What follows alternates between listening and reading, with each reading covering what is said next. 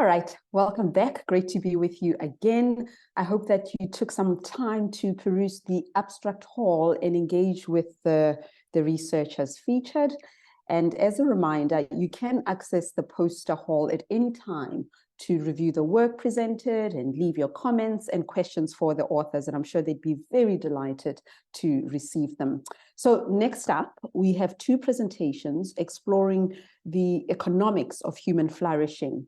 To introduce our presenters and provide some context on their work, I welcome back Dr. Andrew Serrazin, President of the Templeton World Charity Foundation. Andrew.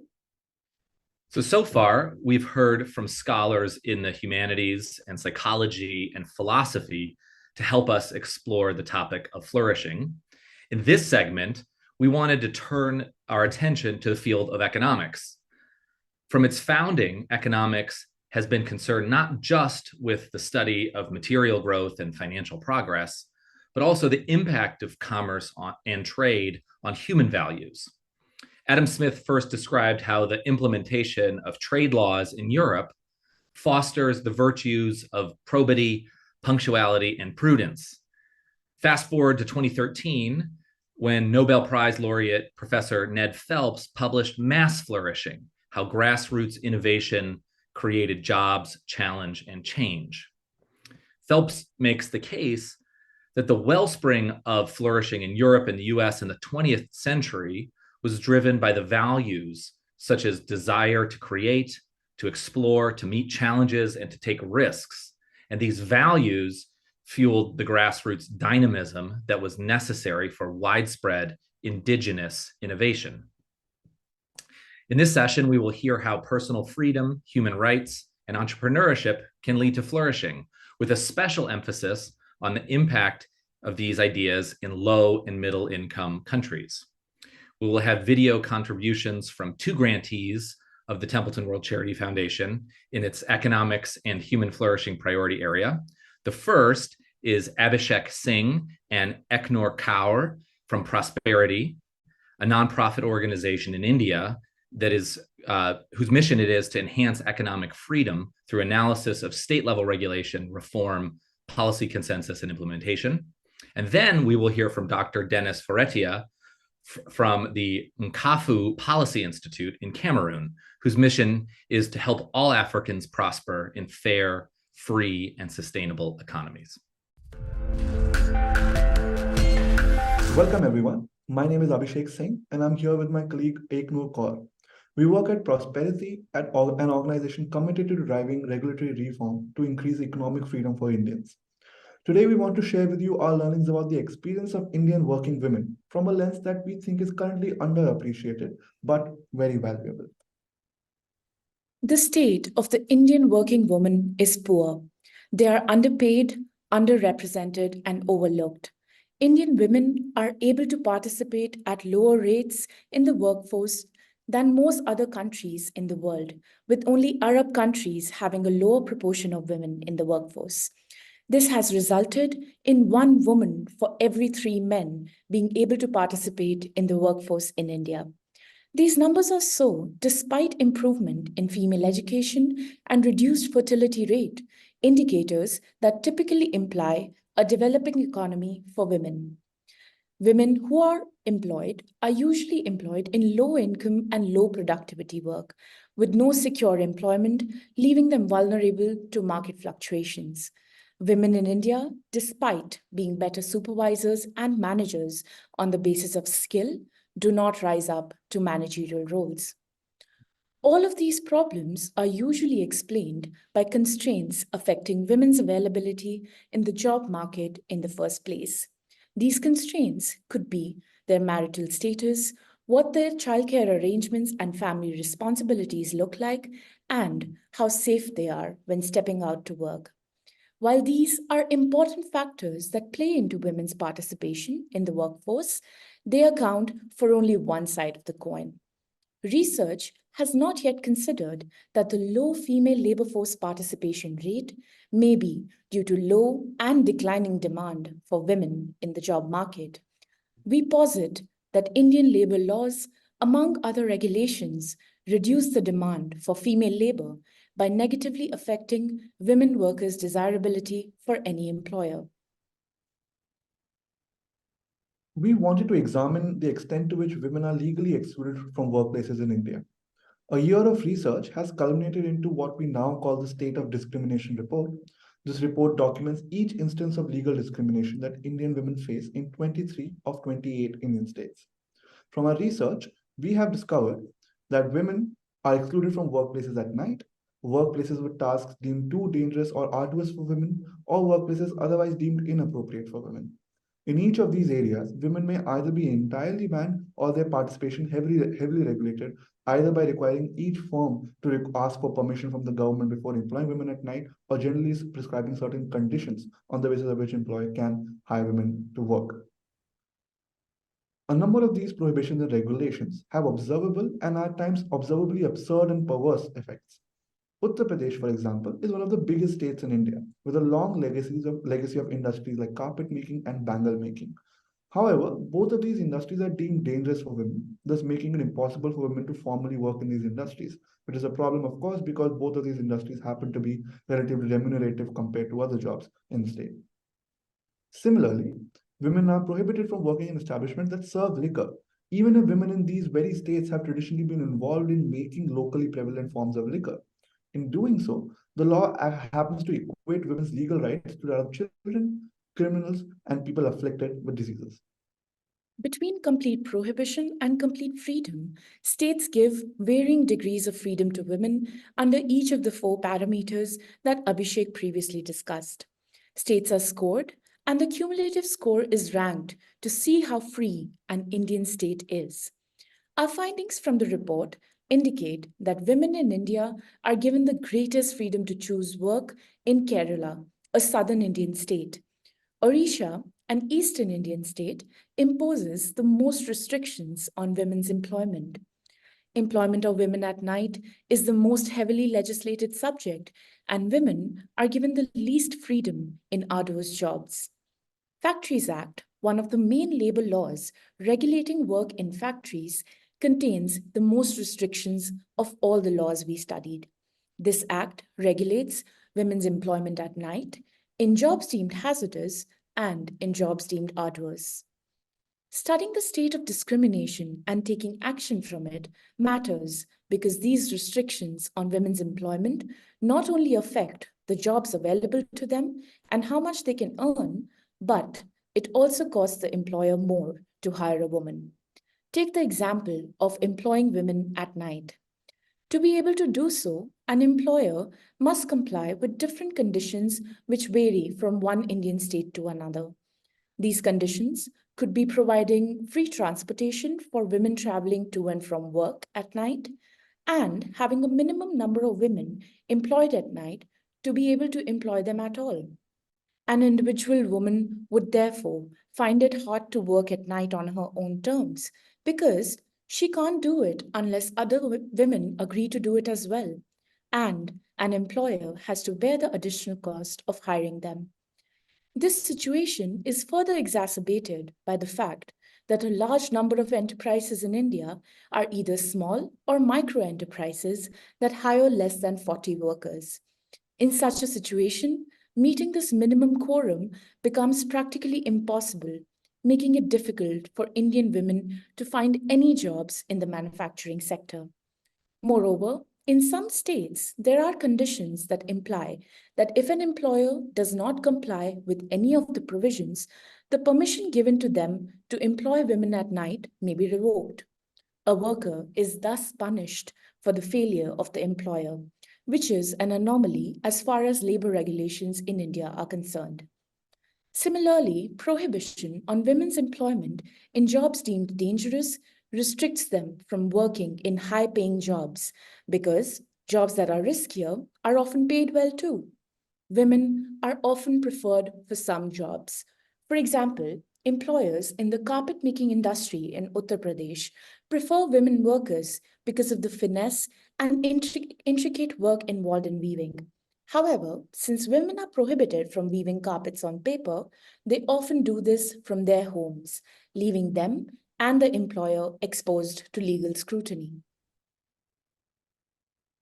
Armed with this research, we have tried to convince governments in Punjab and Uttar Pradesh, two Indian states, to make necessary amendments to laws that allow greater economic freedom to women.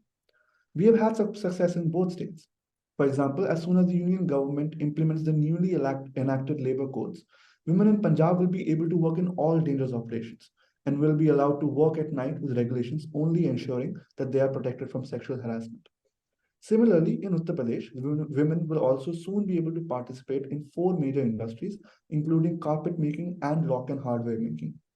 The former industry is important as Eknu just discussed, but the latter is as well, because 75% of all locks used in India are made in Uttar Pradesh. And so this is a particularly remunerative industry for women in Uttar Pradesh to get to participate in now that the prohibitions have been removed. In the coming years, we want to further extend what we now call the Freedom to Work initiative at Prosperity. We have documented how women are excluded from workplaces by legal restrictions, but now we want to document the extent and nature of impact that this has on women workers across sectors. This would involve sector-specific studies and also creating composite records of indicators that highlight women's broad experience with the market as job seekers. We would also want to continue sharing our insights with the larger public to build greater support for our agenda by writing articles in publicly recognized newspapers and also on our institutional Substack. Finally, we wish to continue working with state governments like Punjab and Uttar Pradesh to effect more substantive regulatory reform. And in that interest, we also want to initiate relationships with other states that allow us to scale our impact. Ultimately, we wish to have targeted at least a total of 5 additional states by the next 3 years. Thank you very much.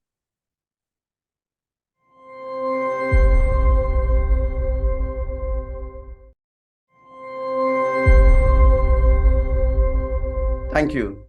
I am Dennis Ferretia. I am a general and trauma surgeon with a very strong passion for improving lives.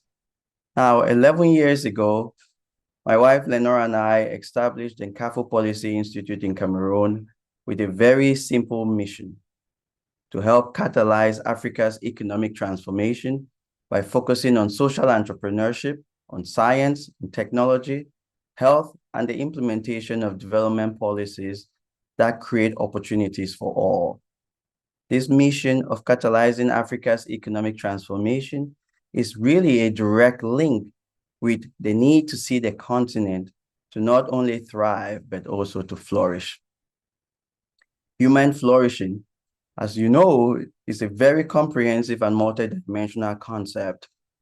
It's one that goes really beyond conventional notions of success and happiness.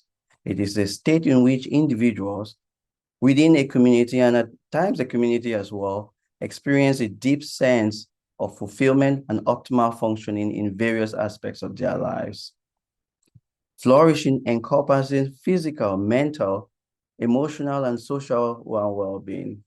It tends to involve the realization and actualization of one's potential, the pursuit of meaningful goals, and really a sense of purpose and engagement in life.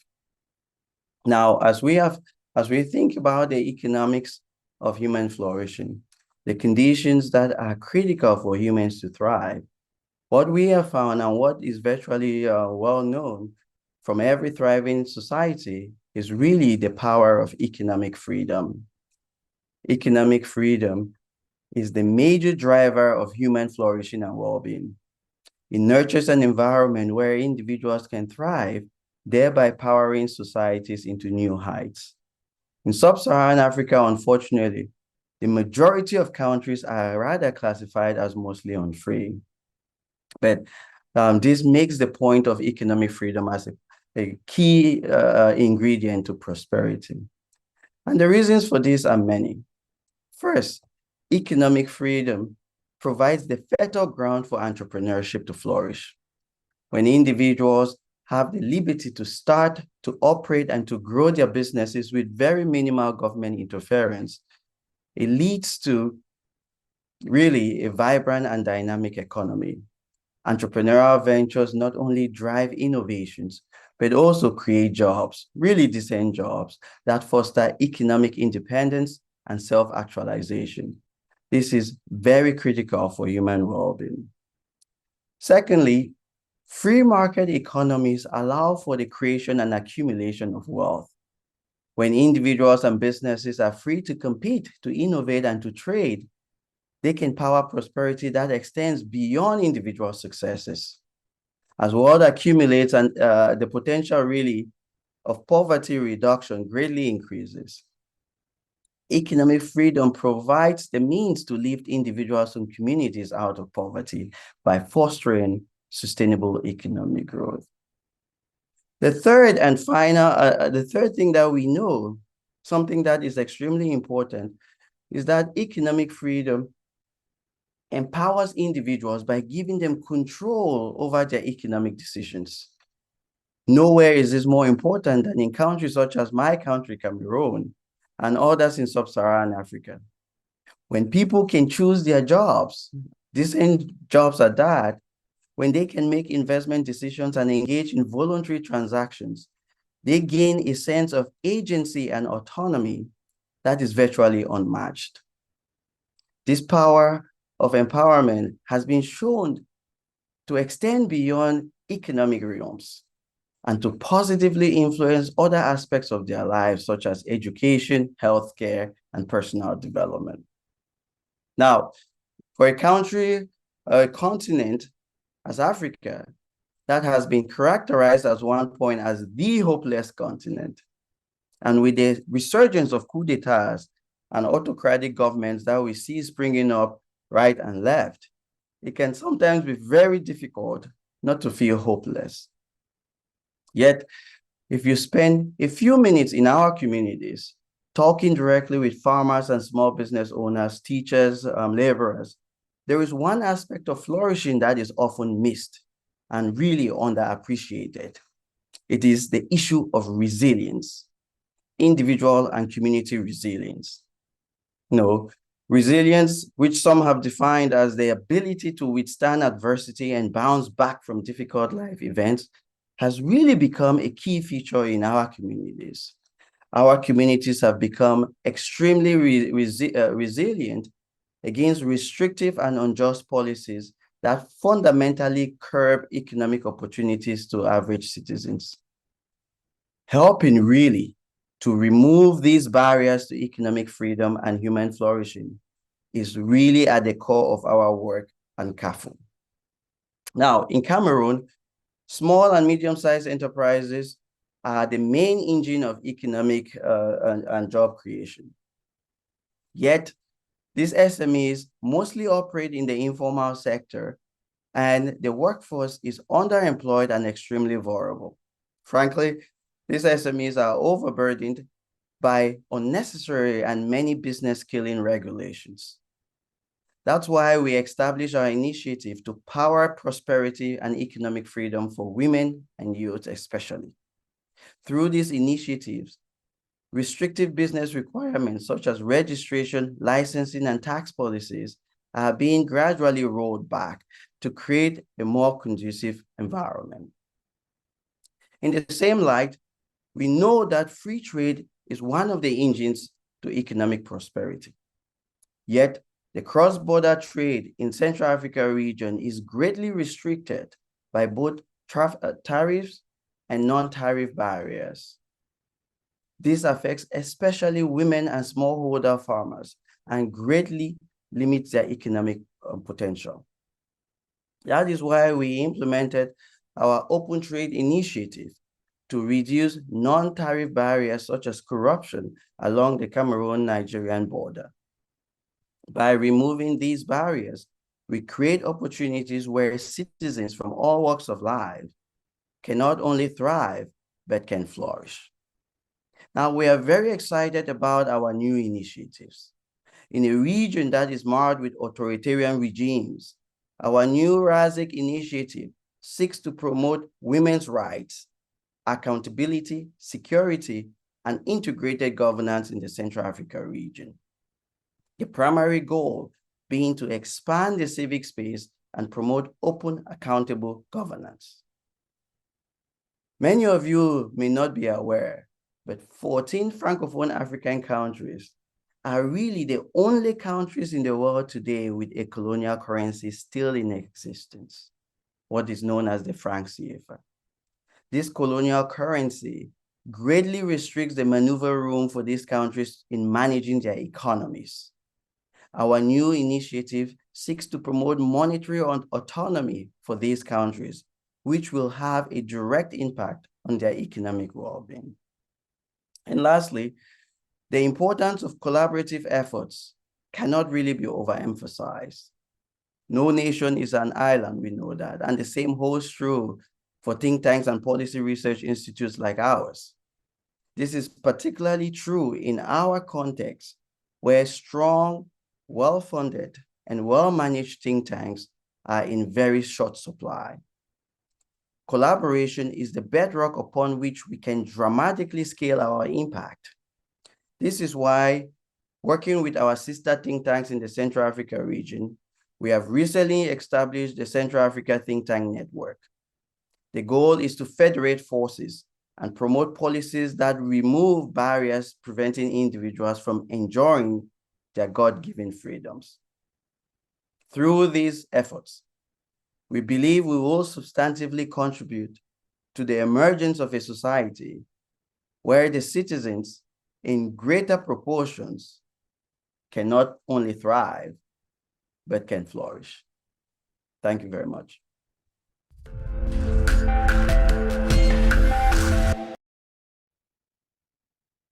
Right, I hope you really had moments for reflections and new ideas on the economics of human flourishing. Thank you very much for that. So it's time for another story of flourishing in action.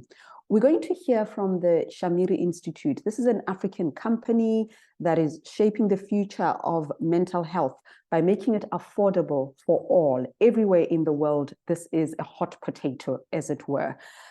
Personalized to an individual's needs and circumstances. That's what they're offering.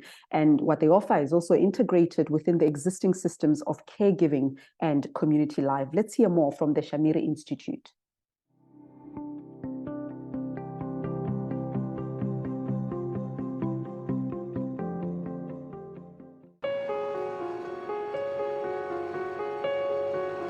The median age across sub-Saharan Africa is 19.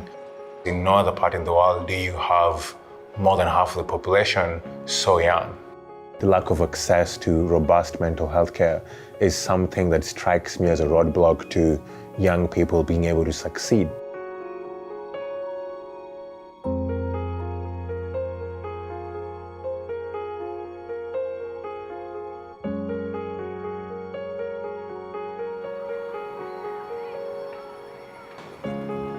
Shamiri means thrive in Kiswahili. The Shamiri Institute was founded to develop, disseminate, and scale tools and interventions that can help young people thrive. The mission of Shamiri is to provide at-risk, low-income youths with a chance to really achieve their life outcomes through our interventions.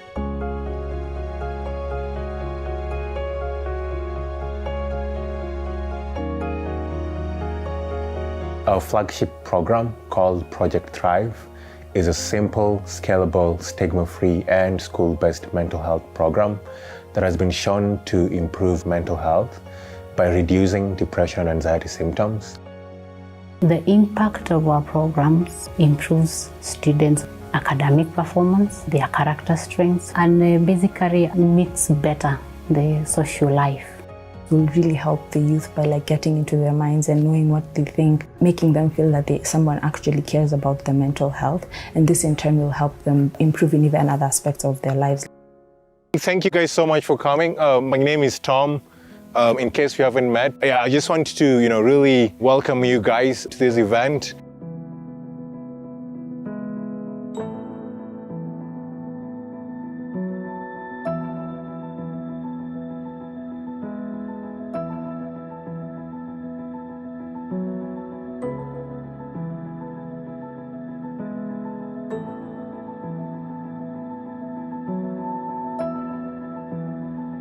I happen to have this friend who was struggling with mental health issues, depression to be precise, and it got to a point where she even got suicidal. I couldn't know how to handle it.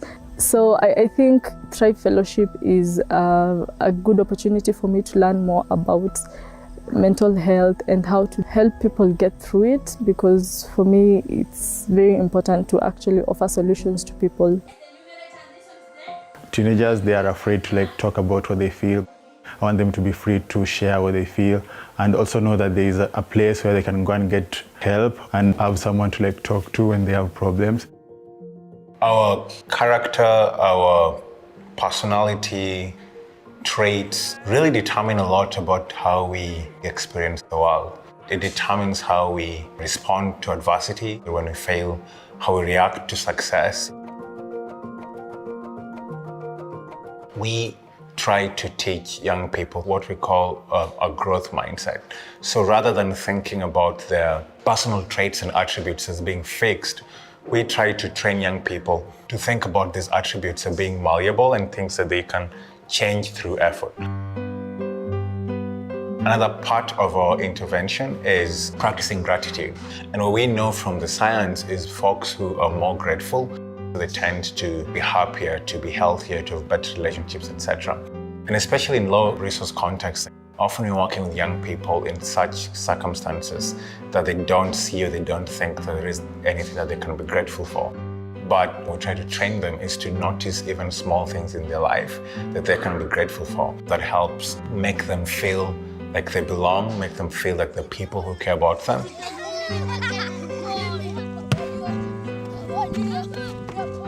Whenever we have to make decisions in difficult circumstances, we are often guided by our values. And so by training young people to, whenever they are facing difficult circumstances, reflect on their values, that also just expands the toolkit of resources that they have.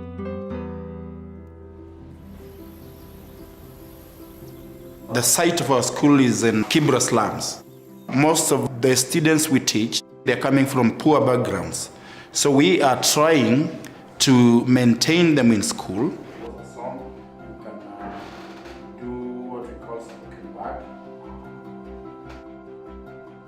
It has really impacted on their culture, the way they even articulate themselves, the way they move around, the way they interact with other people, the way they also interact amongst themselves. It has really improved. People say Africans don't get depressed. I can't be depressed because I am an African. But the truth is, there is depression. People are anxietying in Africa. Mental health is stigmatized in Kenya and many communities around the world. For example, in my tribal mother tongue, there is no direct word for depression. So if you are going to diagnose someone with depression, you're diagnosing something that they don't really know about and can't really, comprehend. Our work is not about labeling you. Our work is how to help you improve your social connectedness, your optimism, happiness, sense of purpose. And at the same time, if you're also struggling with the symptoms of depression and anxiety, our programming is designed in a way that it helps you with those symptoms. But at its core, it's about human flourishing. In my ideal world, people would talk freely about mental health. Mental health care would be readily available for people who need it. Basically, there would be acceptance, not judgment.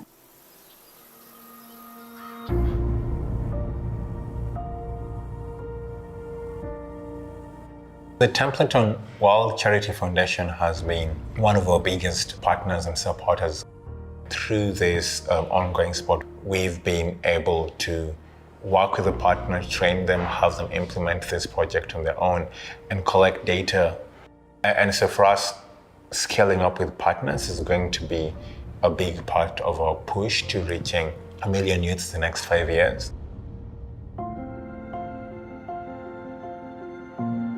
This year, we are doing a pilot with a group in Lithuania. In Lithuania, they have one of the highest young adult and teenage suicide rates in the world. We have had a similar trial as well in Morocco and Uganda.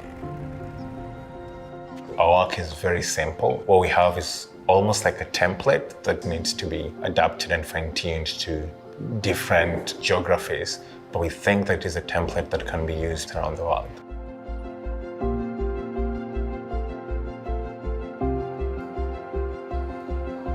That we have such a young and youthful population in Kenya is something I find really exciting. And I think that it is this young generation which is going to take that final leap and step into helping Kenya and similar countries actualize their potential.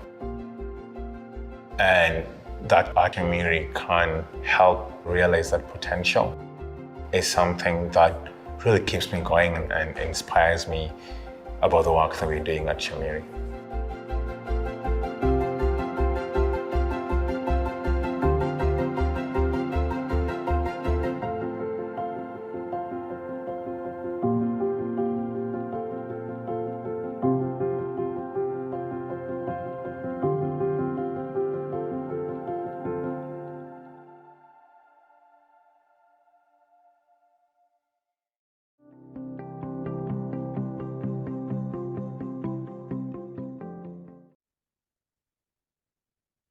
Thank you very much. That was the Shamiri Institute tackling a societal issue, a global issue, and helping us prepare to flourish as we respond to the challenge of mental health. So we are nearing the conclusion of day one of our conference. I've been really looking forward to our final plenary session, which will address a very important issue in today's world, loneliness. But before we do that, I would like to give you time to just move back into the main timeline and enter the next segment. To remind you again, the next segment is titled The Science of Loneliness and How to Foster Social Connectedness. And you will need to move into the main timeline for that in a second.